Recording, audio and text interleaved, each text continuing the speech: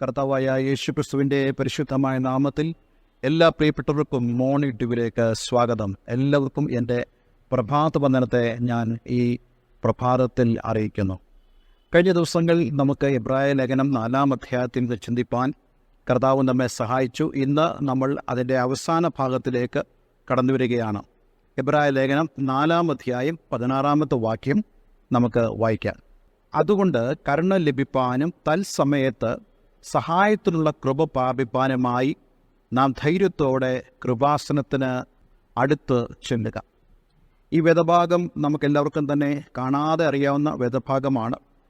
നമ്മുടെ ജീവിതത്തിൽ വളരെ ധൈര്യം പകരുന്നതായ ഒരു വേദഭാഗമാണ്. ഈ വാക്യം ആരംഭിക്കുന്നത് തന്നെ അതുകൊണ്ട് എന്നുള്ള പദത്താലാണ്. ഏതുകൊണ്ട് എന്ന് ചോദിച്ചാൽ കഴിഞ്ഞ ദിവസങ്ങൾ നമ്മൾ ചിന്തിച്ചതായ അതേ കാര്യം, അതായത് ആകാശങ്ങളിൽ കൂടെ കടന്നുപോയതായ ഒരു മഹാപുരോഹിതൻ നമുക്കുണ്ട്. ആ മഹാപുരോഹിതൻ നമ്മുടെ ബലഹീനതകളിൽ സഹതാപം കാണിപ്പാൻ കഴിയാത്തവനല്ല എന്ന് പറഞ്ഞാൽ, നമ്മുടെ ബലഹീനതകളിൽ നമ്മെ സഹായിപ്പാൻ കഴിവുള്ളവനായ ഒരു മഹാപുരോഹിതൻ, അതും ഒരു ശ്രേഷ്ഠ മഹാപുരോഹിതൻ നമുക്കുള്ളതുകൊണ്ട് നാം ധൈര്യത്തോടെ കൃപാസനത്തിന് അടുക്കൽ വരിക. നോക്കിക്കേ, എത്ര ബ്യൂട്ടിഫുള്ളായിട്ടുള്ള ഒരു ആഹ്വാനമാണ്. ഇവിടെ രണ്ട് പ്രധാനപ്പെട്ട കാര്യങ്ങൾ ഈ ലേഖനകർത്താവ് പറയുകയാണ്. താൻ പറയുന്നു, കരുണ ലഭിപ്പാനും തൽസമയത്ത് സഹായത്തിനുള്ള കൃപ പ്രാപിപ്പാനുമായി.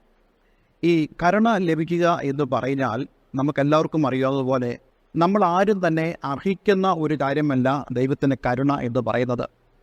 നമ്മൾ എന്തെങ്കിലും ചെയ്തതുകൊണ്ടല്ല അവൻ നമ്മളോട് കരുണ തോന്നുന്നത്. പലപ്പോഴും നമ്മൾ പ്രാർത്ഥനയിൽ പോലും നമ്മൾ ഇന്ന കാര്യം ചെയ്തു, അല്ലെങ്കിൽ നമ്മൾ ദൈവത്തിന് വേണ്ടി പ്രവർത്തിച്ചു, ഇങ്ങനെയുള്ള പല ലിസ്റ്റുകൾ നമ്മൾ പറഞ്ഞിട്ട് ദൈവമേ നീ പ്രവർത്തിക്കണമേ എന്ന് പറയും. തീർച്ചയായിട്ടും നമ്മൾ ചെയ്തതൊക്കെ നല്ല കാര്യമാണെങ്കിൽ തന്നെ ദൈവത്തിൻ്റെ കരുണ നമുക്ക് ലഭിക്കാൻ അതല്ല കാരണം. ദൈവത്തിൻ്റെ കരുണ നമുക്ക് ലഭിക്കാൻ കാരണം കർത്താവ് യേശുക്രിസ്തു നമുക്ക് വേണ്ടി ചെയ്തു തീർത്തതായ അവൻ്റെ പ്രവൃത്തിയാണ് നമുക്ക് കരുണ ലഭിക്കുന്നതിൽ വളരെ പ്രധാനപ്പെട്ട അടിസ്ഥാനപരമായ കാര്യം എന്ന് പറയുന്നത്. കർത്താവ് യേശുക്രിസ്തുവിൻ്റെ ആ പ്രവൃത്തിയിൽ വിശ്വസിക്കുന്ന ഏത് വ്യക്തിക്കും ഈ കരുണ ലഭിപ്പാൻ തക്കവണ്ണം ഇടയായിത്തീരും. പലപ്പോഴും ആളുകൾ ചോദിക്കാറുണ്ട്, എനിക്ക് എന്തുകൊണ്ട് കരുണ ലഭിക്കുന്നില്ല? അതിൻ്റെ പ്രധാനപ്പെട്ട കാര്യമെന്ന് പറയുന്നത് നമ്മൾ വിശ്വാസത്തോടുകൂടെ ദൈവത്തിനടുക്കിലേക്ക് കടന്നു വരാത്തതാണ്. വിശ്വാസത്തോടെ ദൈവത്തിനടുക്കിലേക്ക് കടന്നു വരുന്ന ഏത് വ്യക്തിയും, കർത്താവ് യേശുക്രിസ്തുവിൽ വിശ്വസിക്കുന്ന ഏതൊരു വ്യക്തിക്കും ദൈവത്തിൽ നിന്നും കരുണ ലഭിക്കും.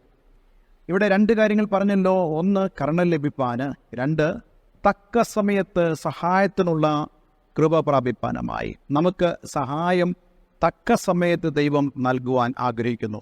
യഹൂദ റബിമാർ പഠിപ്പിച്ചിരുന്നതായ ഒരു പ്രധാനപ്പെട്ട പഠിപ്പിക്കലുണ്ട്. അവർ ഇങ്ങനെയാണ് പഠിപ്പിച്ചിരുന്നത്: ദൈവത്തിന് രണ്ട് സിംഹാസനമുണ്ട്. ഒന്ന് കൃപയുടെ സിംഹാസനവും, രണ്ട് ന്യായവിധിയുടെ സിംഹാസനവും. അതായത് ദൈവം കരുണ കാണിക്കുവാൻ വേണ്ടി കൃപയുടെ സിംഹാസനത്തിൽ കയറിയിരിക്കും. താൻ ന്യായവിധി നടത്തുവാൻ താൻ ന്യായവിധിയുടെ സിംഹാസനത്തിൽ ഇരിക്കും. അപ്പോൾ ഇങ്ങനെയുള്ള ഒരു പഠിപ്പിക്കൽ യഹൂദ സമൂഹത്തിലുണ്ടായിരുന്നു.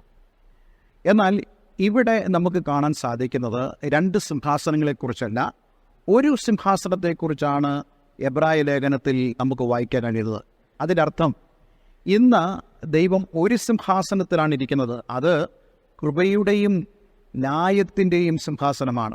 അതായത് കർത്താവായ യേശുക്രിസ്തു ക്രൂശിൽ നിർവഹിച്ചതായ ആ പ്രവൃത്തി മൂലം തന്നോട് അടുത്തു വരുന്ന ഏവർക്കും ന്യായം പാലിക്കുന്നവനായ ദൈവം, കരുണ കാണിക്കുന്നവനായ ദൈവം, സഹായം നൽകുന്നവനായ കർത്താവ് ഇന്ന് നമുക്ക് വേണ്ടി ഉയരത്തിൽ പിതാവിൻ്റെ വലത് ഭാഗത്ത് ഇരിക്കുന്നു. അപ്പം അങ്ങനെയാണെങ്കിൽ ആ സിംഹാസനം എന്ന് പറയുന്നത് അത് കരുണയുടെയും ന്യായത്തിൻ്റെയും സിംഹാസനമാണ്. തൻ്റെ അടുക്കിലേക്ക് വരുന്ന ഏതൊരു വ്യക്തിക്കും അവൻ ആ കരുണ കാണിപ്പാനിടയായിത്തീർന്നു. അപ്പോൾ കർത്താവ് യേശുക്രിസ്തു ഉയരത്തിൽ പിതാവിൻ്റെ വലത് ഭാഗത്ത് നമുക്ക് വേണ്ടി ആ ശ്രേഷ്ഠ മഹാപൗരോഹിത്യം ചെയ്യുമ്പോൾ നാം ധൈര്യത്തോടുകൂടെ കൃപാസനത്തിന് അടുക്കിലേക്ക് അടുത്തു വരണം. ഇവിടെ പറയുന്നതായ ഒരു വളരെ പ്രധാനപ്പെട്ട കാര്യമുണ്ട്: നാം ധൈര്യത്തോടെ കൃപാസനത്തിന് അടുക്കിലേക്ക് വരണം എന്ന് പറഞ്ഞാൽ, ഈ ധൈര്യം എന്ന് പറയുന്നത് നമുക്ക് ലഭിക്കുന്നതായ ആ പ്രചോദനമാണ്, നമുക്ക് ലഭിക്കുന്നതായ ആ സ്വാതന്ത്ര്യമാണ്, നമുക്ക് ലഭിക്കുന്നതായ ആ പദവിയാണ്. അതുകൊണ്ടാണ് ഇവിടെ ധൈര്യത്തോടെ എന്ന് പറയുന്നത്. പലപ്പോഴും ആളുകൾ പ്രചോദിതരായിത്തീരുന്നത് യേശുക്രിസ്തു മൂലം ദൈവത്തിനടുക്കിലേക്ക് ചെല്ലാനല്ല. മറ്റ് പല ആളുകളെയും ഇന്ന് മതങ്ങൾ പരിചയപ്പെടുത്തുമ്പോൾ ഇവിടെ വളരെ വ്യക്തമായി പറയുന്നു, ഈ ശ്രേഷ്ഠ മഹാപുരോഹിതൻ കൂടെ മാത്രമേ നമുക്ക് പിതാവിൻ്റെ അടുക്കൽ ചെല്ലാൻ കഴിയത്തുള്ളൂ. അതും ധൈര്യത്തോടെ കൃപാസനത്തിന് അടുക്കലേക്ക് ചെല്ലാം.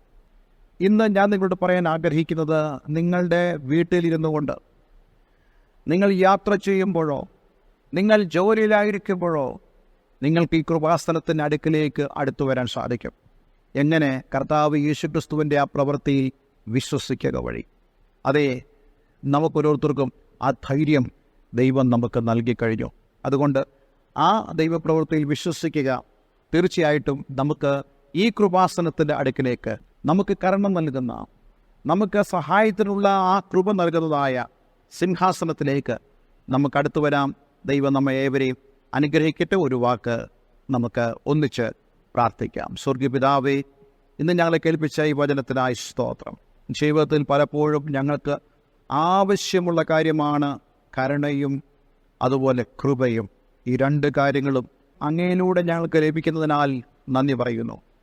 കർത്താവേ, എന്നെ കേൾക്കുന്ന പ്രിയമുള്ളവർക്ക് ധൈര്യത്തോടെ, ഭയപ്പെടാതെ, സന്തോഷത്തോടെ ദൈവപ്രവൃത്തിയെ പ്രതീക്ഷിച്ചുകൊണ്ട് അങ്ങയുടെ അടുക്കിലേക്ക് വരുവാൻ നീ അവരെ സഹായിക്കണം. പ്രാർത്ഥന കേട്ടതിനായി നന്ദി. യേശുവിൻ നാമത്തിൽ തന്നെ. ആമേൻ, ആമേൻ. ഇന്നത്തെ സന്ദേശം നിങ്ങളുടെ ജീവിതത്തിൽ അനുഗ്രഹപ്രദമായി തീർന്നു എന്ന് ഞാൻ വിശ്വസിക്കുന്നു. തീർച്ചയായിട്ടും ഈ സ്ക്രീനിൽ കാണുന്ന ഫോൺ നമ്പറിൽ നിങ്ങൾക്ക് ഞങ്ങളെ വിളിക്കാവുന്നതാണ്. പ്രാർത്ഥനാ വിഷയങ്ങൾ ഷെയർ ചെയ്യാൻ കഴിയുന്നതാണ്. നമുക്ക് ഒരുമിച്ച് പ്രാർത്ഥിക്കാം. ദൈവം എല്ലാവരും അനുഗ്രഹിക്കട്ടെ. എല്ലാവർക്കും നല്ലൊരു പ്രഭാതം, ദിവസം ആശംസിക്കുന്നു. God bless you all. Thank you for watching Morning Dew. Kindly tuned up for next day messages.